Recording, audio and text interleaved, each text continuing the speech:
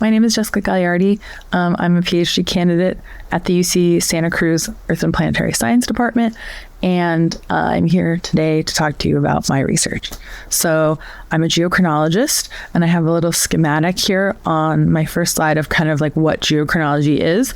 The long and short of it is geochronologists work to figure out how old things in the Earth are. We date Earth materials using radioactive chronometers, basically, and we use that information to learn things about Earth's history and to solve puzzles about what was going on in Earth's past.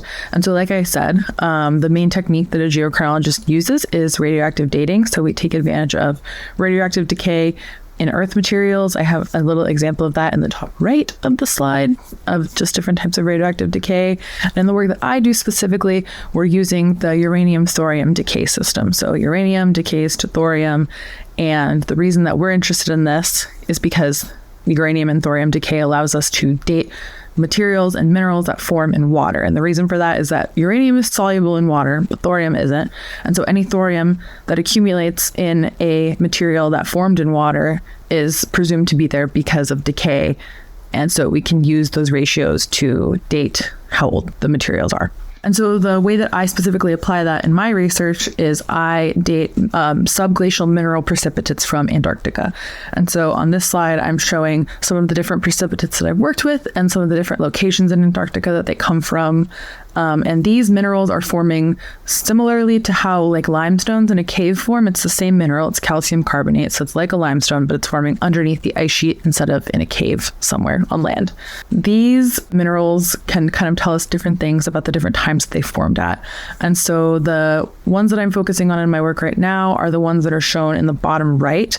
And they're from an area on the Ross Sea, which is that little sort of bay that you see at the bottom of the map. And then the ones that I'm currently working on are pictured in the bottom right of the slide. And they form early in the last deglaciation, so meaning very soon after the last ice age hit its maximum. And we're interested in that because people are always interested to know how sensitive is the ice sheet to climate change and to warming.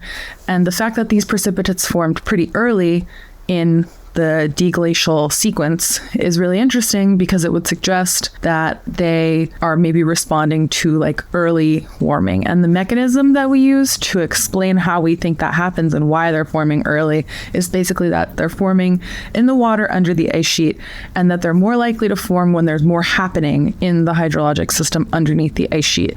And so when there's warming, you get eating away at the edges of the ice sheet and the ice speeding up, and more happens underneath hydrologically versus when it's cold, the ice is slower and not as much is happening underneath the ice.